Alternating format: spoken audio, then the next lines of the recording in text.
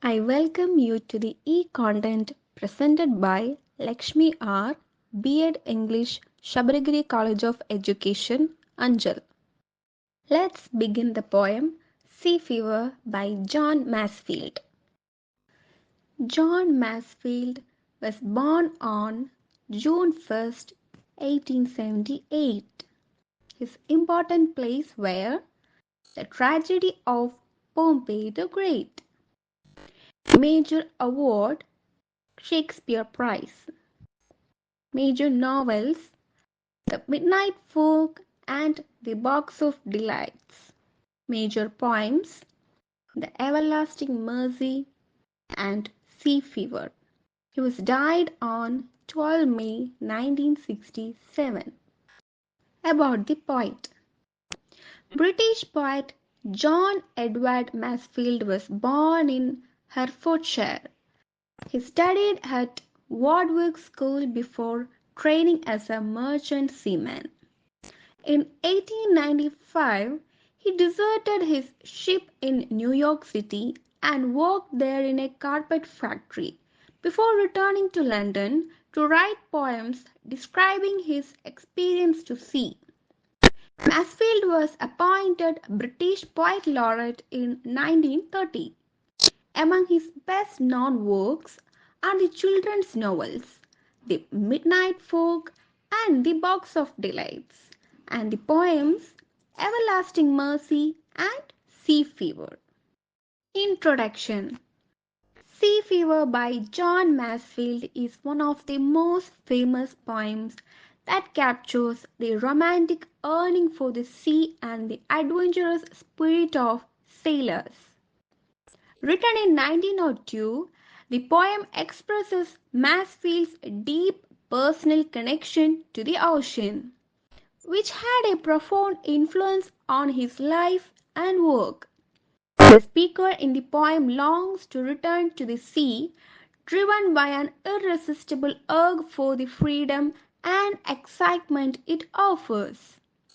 The poem is characterized by vivid imagery and a rhythmic flow that mimics the movement of the waves. Masefield uses powerful language to convey the sights, sounds, and sensations of being on the ocean, from the wind and the waves to the calls of seagulls. The speaker's desire for a life of adventure at sea reflects a sense of escape from the mundane and a connection to nature's untamed beauty. At its core, sea fever is celebrated of the maritime life, a reflection of Masefield's own seafaring experiences, and a poetic tribute to the timeless allure of the ocean. The poem resonates with anyone who has ever felt the call of the open sea and the freedom it represents. Sea Fever by John Masefield. I must go down to the seas again, to the lonely sea and the sky. And all I ask is a tall ship and a star to steer her by. And the wheels kick, and the winds song, and the white sails shaking, and a grey mist on the sea's face, and a grey dawn breaking. I must go down to the seas again, for the call of the running tide is a wild call and a clear call that may not be denied.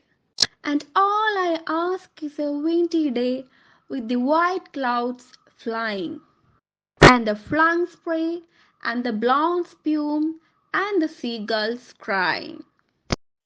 I must go down to the seas again, to the vagrant gypsy life, to the gull's way and the whale's way, where the wind's like a whetted knife.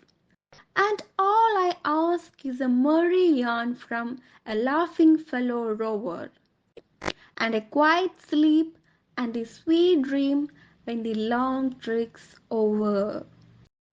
Theme of the poem. The major theme of Sea Fever by John Masefield is the intense longing for freedom and a life of adventure at sea. The speaker feels a deep, irresistible pull towards the ocean, driven by the desire for independence and a connection with nature and an escape from the constraints of ordinary life. This theme reflects the speaker's need for the freedom that the sea represents, freedom to roam, explore, and embrace the unpredictability of the natural world. The sea is depicted as a place of beauty, challenge, and solace, symbolizing the ultimate form of personal freedom and adventure. First stanza of the poem: I must go down to the seas again, to the lonely sea and the sky. And all I ask is a tall ship and a star to steer her by. And the wheels kick, and the wind's song, and the white sails shaking, and a grey mist on the sea's face, and a grey dawn breaking. The speaker begins by stating a deep, almost urgent need to return to the sea. The word must suggests that this longing is not just a desire but a necessity. The sea is described as lonely, evoking a sense of isolation and vastness. With only the sea and the sky stretching endlessly, symbolizing freedom and solitude. The speaker longs for a simple life at sea. He doesn't ask for wealth or comfort, just a tall ship and a star for navigation. This reflects the simplicity and self sufficiency of a life on the ocean, where the basic tools like a star are enough to guide the journey. The star symbolizes direction both literally for sailors and figuratively for life's journey, and also the speaker describes the physical and sensory experiences of sailing.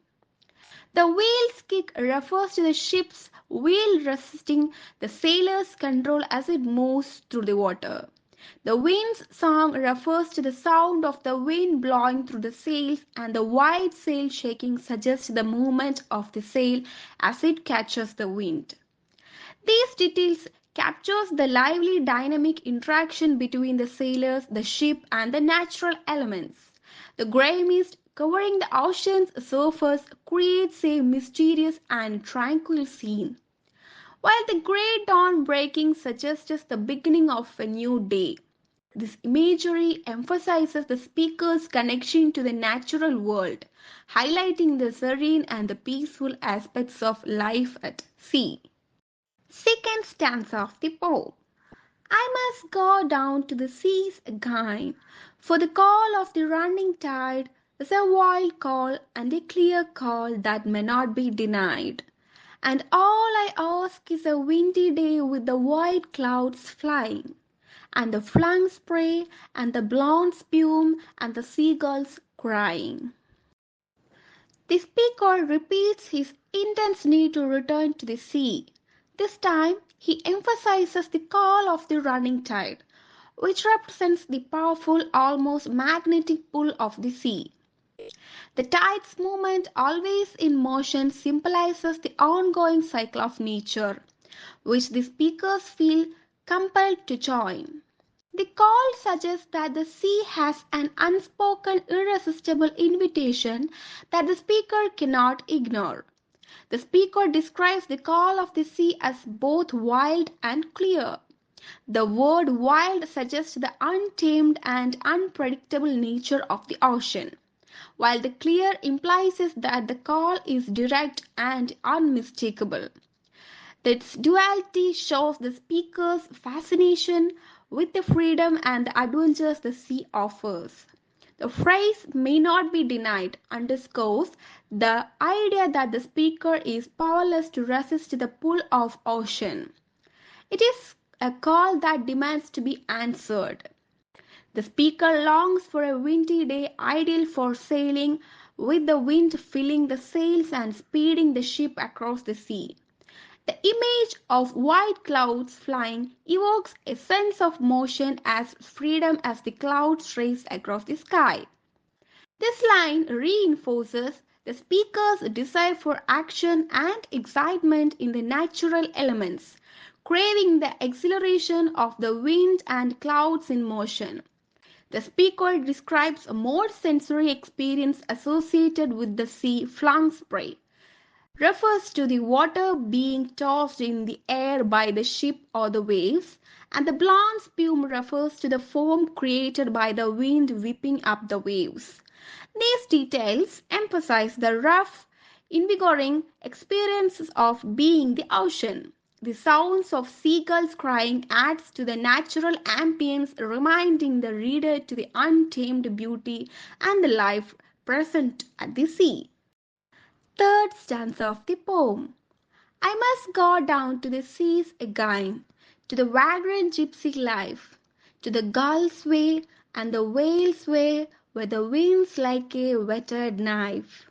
And all I ask is a merry yarn from a laughing fellow rover, and a quiet sleep and a sweet dream when the long trick's over. The speaker repeats his intense need to return to the sea, now referring to it as a vagrant gypsy life. The word vagrant suggests a wandering, free-spirited lifestyle, while gypsy evokes a life of perpetual travel without attachment to any one place. The line captures the speaker's desire for a nomadic and adventurous existence, where he is free to roam the world unfettered by societal constraints or obligations. Speaker aligns himself with the creatures of the sea, the gulls and the whales, symbolizing his desire to live in harmony with nature. The gull's way refers to the flight of seagulls over the ocean, while the whale's way suggests the majestic deep path of whale in the sea. The phrase "where the wind's like a whetted knife" emphasizes the sharp cutting power of wind, likening it to a knife that has been sharpened. This imagery highlights the harsh and exhilarating nature of life at sea, where the elements are both challenging and invigorating. Speaker expresses a simple wish for companionship at sea. A merry yarn refers to the lively and entertaining story, and a laughing fellow rover suggests another sailor or wanderer who shares the speaker's adventurous spirit.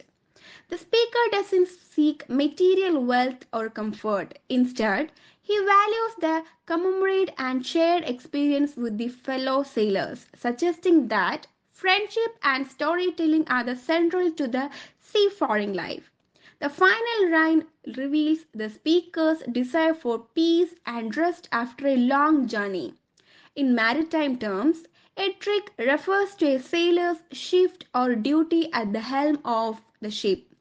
After the long trick of navigating the challenges of life at sea, the speaker longs for quiet sleep and a sweet dream, symbolizing contentment and a sense of fulfillment. It also hints at the cycle of life.